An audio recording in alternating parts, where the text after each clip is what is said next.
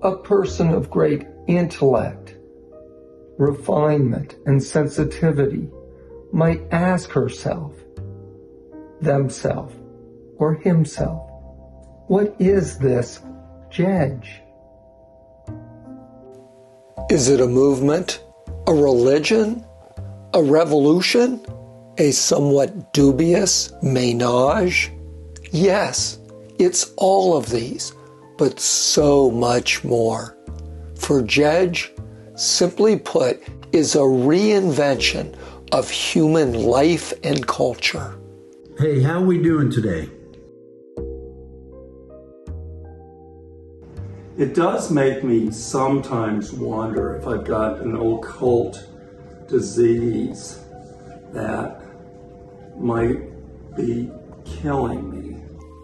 And just as a child once popped out of a manger, so too did the second JEJ Pop-Up art show pop out at Philadelphia's Side Street Gallery last Saturday evening. This is Trip Denton, the principal behind Side Street Gallery. Trip, our last show was one of the best shows you ever had here, correct? Obviously. This time, Edgar and I are maybe a little lackluster, but because of Jim's incredible effort... He's basically supporting you guys. He is. And don't you think... And frankly, John, I'm a little disappointed in you. Well, tell me about it. My parents always felt the same way. We'll be getting to the amazing Jim Thornton shortly, but ladies first.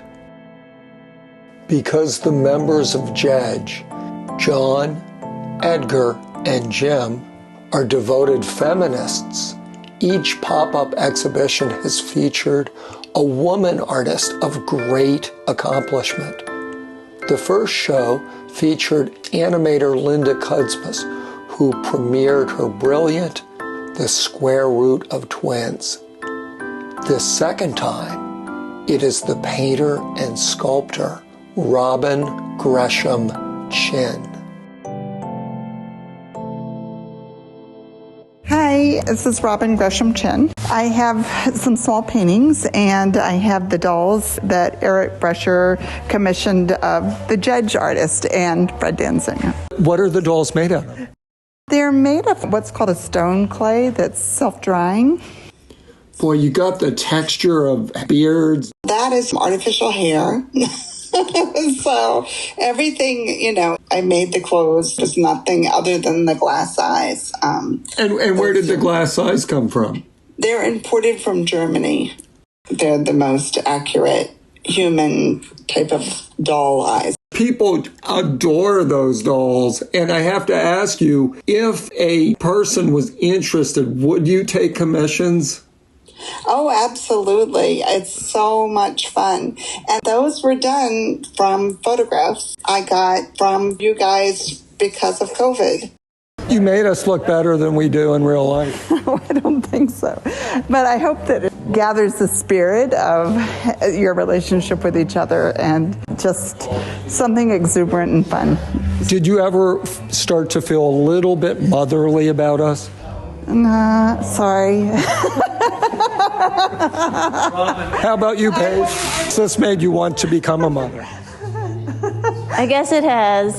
Yep. Paige is the lovely daughter of Robin. Hey, your mother said that you actually had to sleep in the room where these were being stored. Can you talk about that experience? There might have been a few nightmares. Oh, no. All right, thank you, Paige. Can you talk about your other works in the show? The pieces come from different sources of inspiration. I went to Elizabeth Heller's sculpture and drawing group for alumni at the Academy and worked from life to do the figure.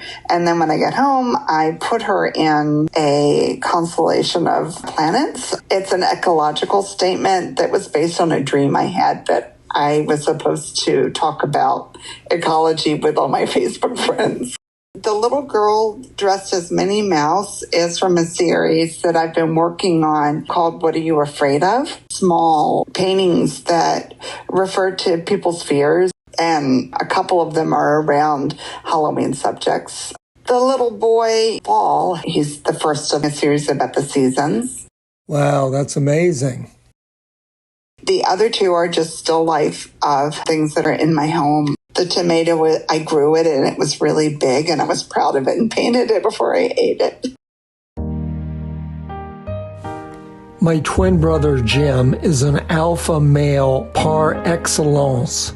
Not only is he a National Magazine Award-winning journalist, he is among the nation's most elite athletes, having top times in a number of masters swimming events.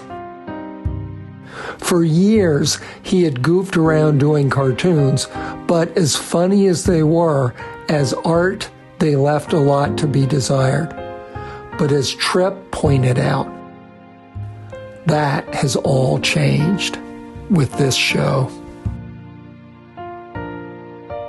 Fred, when people like my brother can get as good as he does without formal art education, is there still value in art school? No, none whatsoever. I mean, honestly. No, I think there's still value in it. Everyone has a different path, and your brother has taken a beautiful path. You know, I love what he's doing. So. Oh, thank you, Fred. And you are a very cute baby. Rudd, describe what your work is. Paige thought it might be gouache paintings on panel. iPad digital imagery that I got printed by this guy in Pittsburgh that did a great job.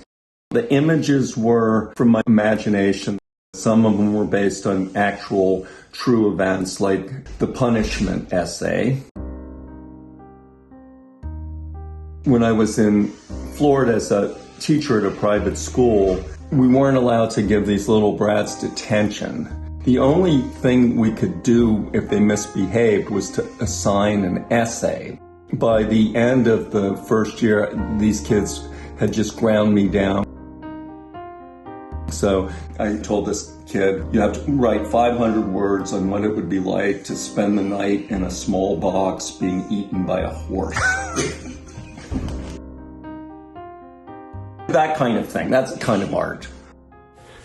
Tell the viewers what got you to really start buckling down with your art. At retirement age, John and his art school roommate, Edgar, encouraged me to take art more seriously. So John inspired me to get an iPad and an iPencil, and I started doing primitive, naive outsider art, which this is why I have the beard, so I won't be considered a poseur. All right. Yeah. So, but Edgar gave me these online lessons that were fantastic. Proportions of the face and stuff. You know, I was the classic person who would put the eyes up here and the ears maybe here. We've known Edgar since you were 18, right? He's now 88, so that, what is that, 70 years? That's not funny.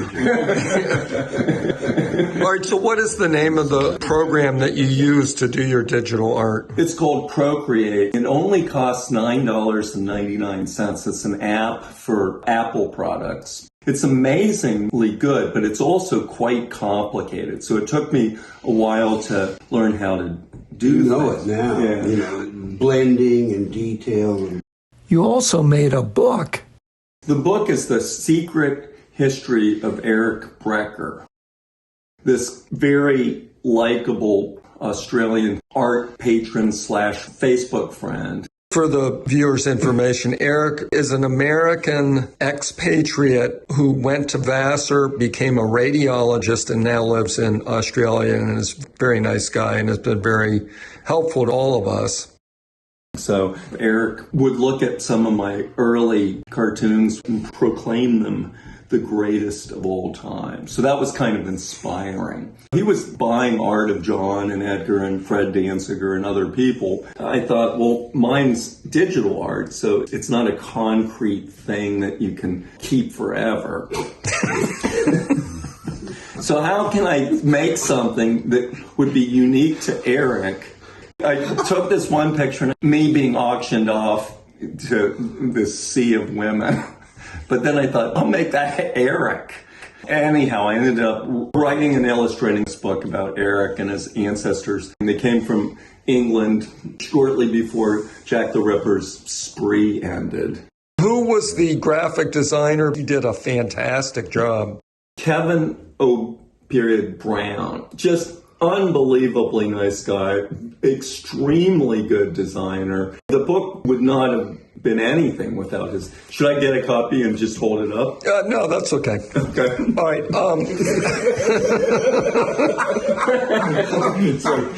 What did you see today? The thing is, artists either talk too much or not enough. Edgar was just right.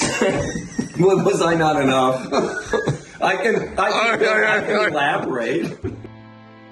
For those of you who feel cheated by this very quick look at Jim's art, I hear you. Each of these images are so creative, and the stories behind them need to be told. So keep an eye out. A video about my genius brother will be forthcoming. Next up is Edgar Gerrans, a man of many talents and special powers. I can read minds. Nationally known for his large charcoal drawings, Edgar switched gears entirely because of recent events in his hometown. Edgar, tell us about your work in this show. I put up a selection of my photographs of New York City after March 20th, 2020. When the city locked down, I was living in Midtown in my studio, going home now and then, but staying in the studio and riding a bike. And my creative response to the pandemic, and in particular the lockdown of the city, was to photograph it, to document it, and that's what I did. And so I have thousands of these.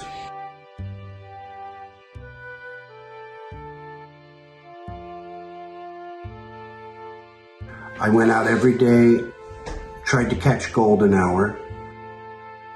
When the sunset happened, and I would plan out the day and get on the bike and just ride looking for opportunities, looking for photographs, and I would compose them well, get good lighting, make them the best possible photographs I could make.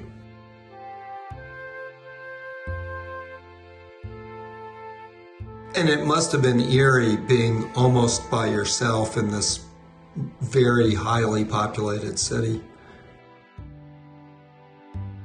In the beginning, it was very shockingly depressing and strange, and I felt all these businesses closed. It was very unsettling.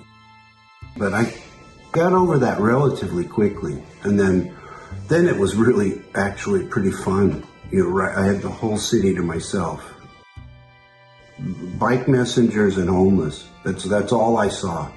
And only a few cars, so that I could go anywhere I wanted on my bike for about 2 months.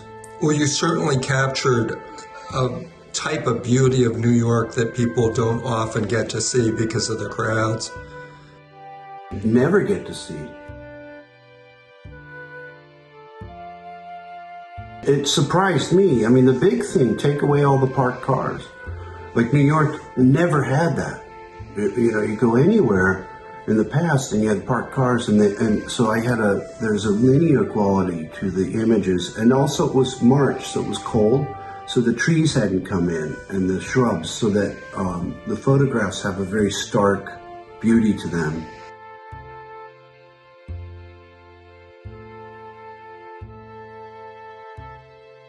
The thing about the images too is that I know I'm the only one with them because I never saw anyone photographing in the beginning. Over time I saw people, but I was completely alone whenever I was shooting these images. Edgar's book about his photographic project will be coming out next year.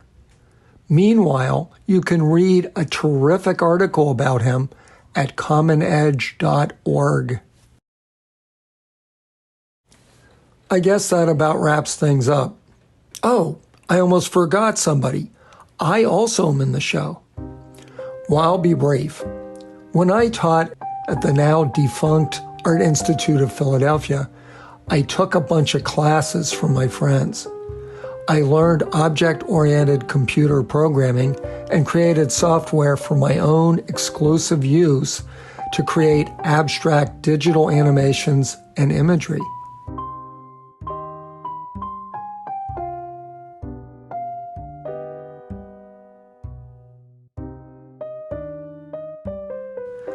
I also learned Photoshop, the funnest program ever made. I was friends with the head of the photo department, and he let me use the school's high-end Epson printers for free. So in this show are prints I made through my own computer programming. It was very fun to write code that could generate imagery that I would never have consciously arrived at.